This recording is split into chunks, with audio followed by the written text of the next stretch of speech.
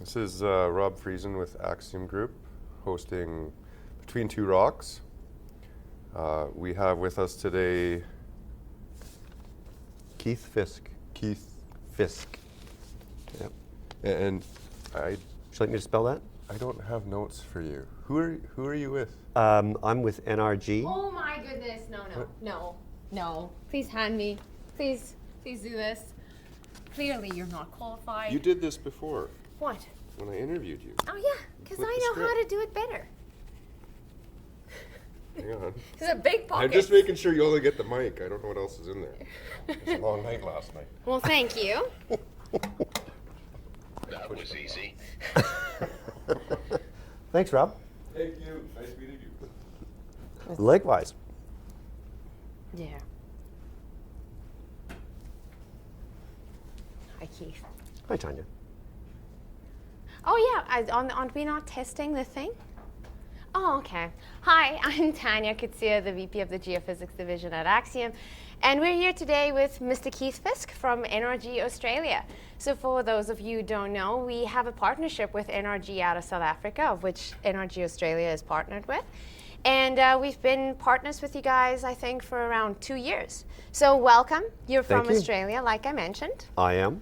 So Keith, you have a very long career in the geophysics world.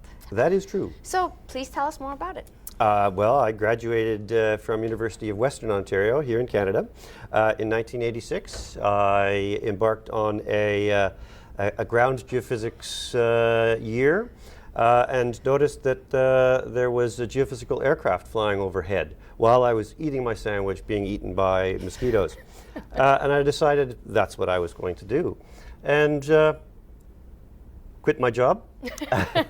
And basically went to every single airborne survey company, and luckily got into a timed electromagnetic survey company that I then worked with for a number of years. Mm-hmm. So you've pretty much worked and traveled all over the world. I have. You've lived all over the world. I have. Yeah, so give us a little bit of background. What was your favorite job you went on, as well as the favorite country you lived in? So my favorite country that I went to was Chile. Santiago is a beautiful city. The variety in the country is incredible. People are great. The geophysics opportunities were enormous, and we did some very exciting projects. And the other question? Favorite country you lived in? Favorite country that I lived in? Well, that might be Zimbabwe. We moved to Zimbabwe. Our children were born in Zimbabwe. My wife and I, our children were born in Zimbabwe, and we really enjoyed that. And we were there for 7 years. Oh, nice. So let's get a little bit to the technical side now that we got to know you on a personal side. So we work a lot in airborne surveys. You do most of them in Australia. We do most of them here in Canada. What would you say is one of the biggest challenges with airborne surveys in Australia? The biggest challenge for airborne surveys, great question. There are quite a number of challenges. Pilots. Pilots are primarily, they can make or break a survey. Mm-hmm. So that's high on the list. Access to logistics, access to the site, getting fuel, getting accommodation, and up until recently, getting the data transferred through to somebody who's going to review it, either whether that is the client or the QC. Mm-hmm. So, but yes, the pilot is certainly one of the top difficulties. Yeah, so for you guys who don't know, right now in the pilot industry, there's quite a shortage for long-lining pilots that has experience. And so I feel like we deal with most of that in our industry. I think sometimes they get pushed for to get higher production rather than good quality data, and that's kind of where we have the battle to deal with. And that's why trying to find the right pilot that is focused on the data quality is paramount. So what was your most difficult interaction with a client? Probably not worth or possible to even talk about. But we work with a great industry. Our clients are always good payers and work well with us. So having difficult clients is few and far between. Mm-hmm. So another thing, geophysics, I find having a good geophysicist is kind of a dying trade. I don't know if you guys are kind of on the same side in Australia. So at our universities here in Saskatchewan or in Canada, we don't get a lot of geophysics students anymore. So having good quality geophysicists is becoming more rare.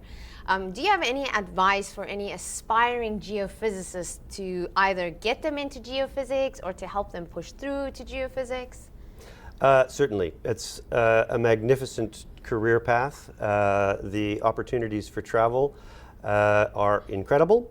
The opportunities for working with some of the highest technology that's available, cutting edge, working especially in the airborne sector, working with aircraft, and just the excitement of it all combined is unbeatable. So a very, very good career path to take. I definitely agree on that. So now for some harder questions. Why the Leafs? Why are you a Leafs fan? They sucked last night. They did. But I am from Toronto originally, and there is only one team. Do you miss living in Canada?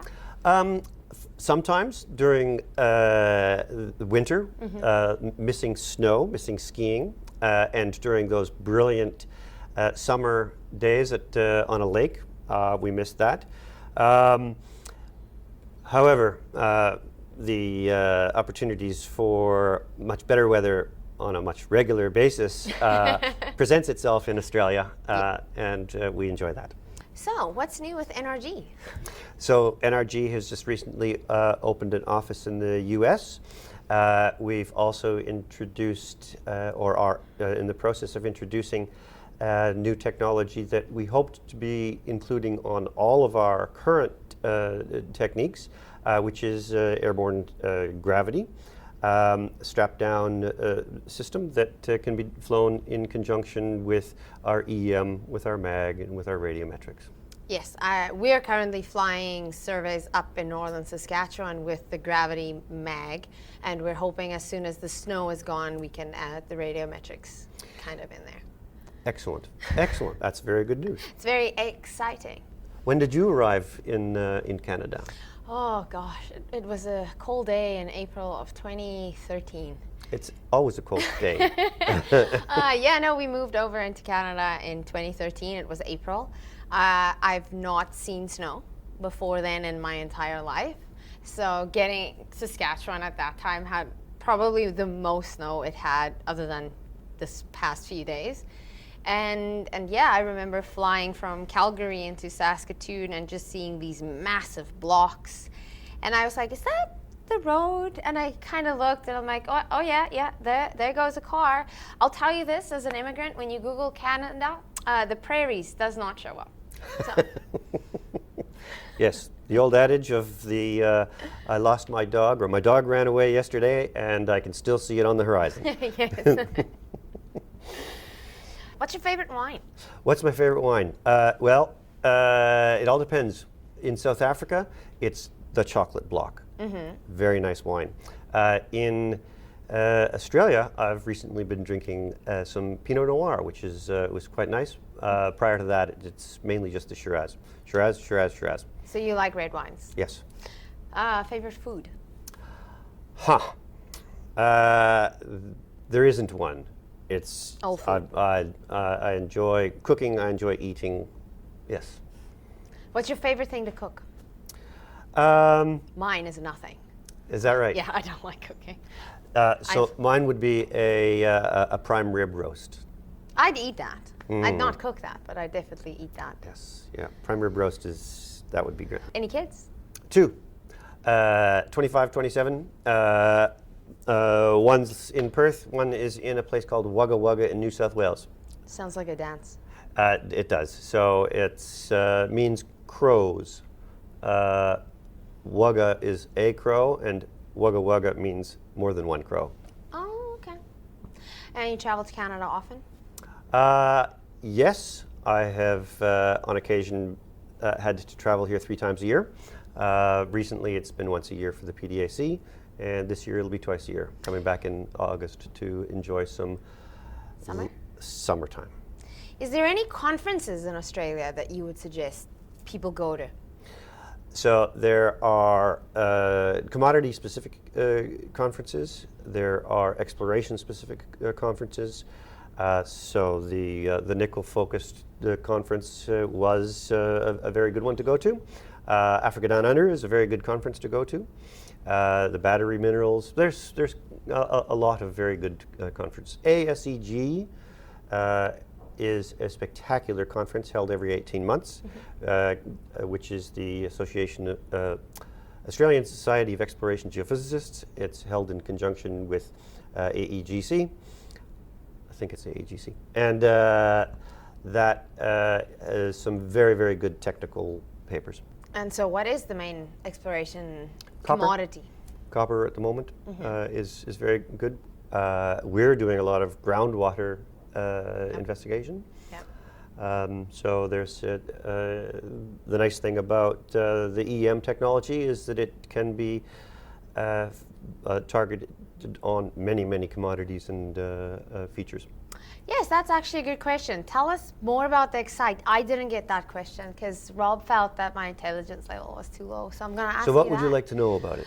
Just what it's used for, what commodities it's used for, it's an airborne system, just some tech specs of it, and then what it's mostly used for in Australia. So the key things about the Excite system is it's probably it is the most advanced technology using the most advanced electronics.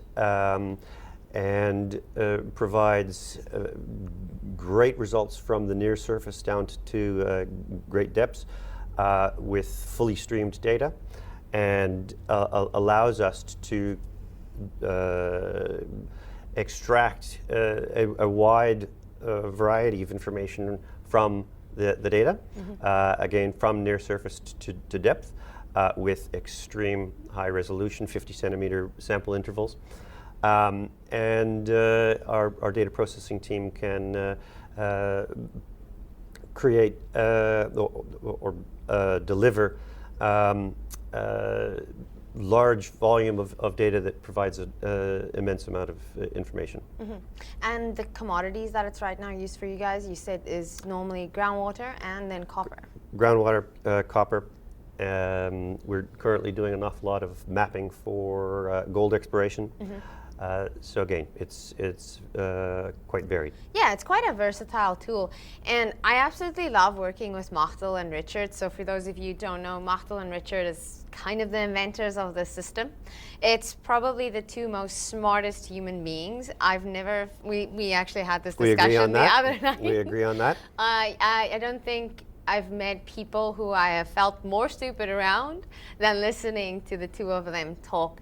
But what I really appreciate about NRG is they're constantly working on research and developing on their systems. They're never just okay with the status quo of the Excite system. They're always refining, they're always working on the noise.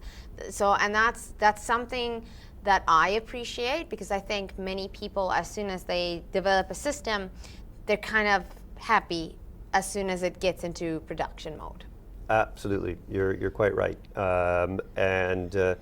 Yeah, no, so that I really like that, and the team is really knowledgeable. That's the other thing that I like. And sometimes a client will ask us, we want to have this type of survey done, and they'll be the first people to be like, nope, this is not the right tool for the job. Which is, again, I find most people in our competitor space, they'll be like, yes, no, we can do that.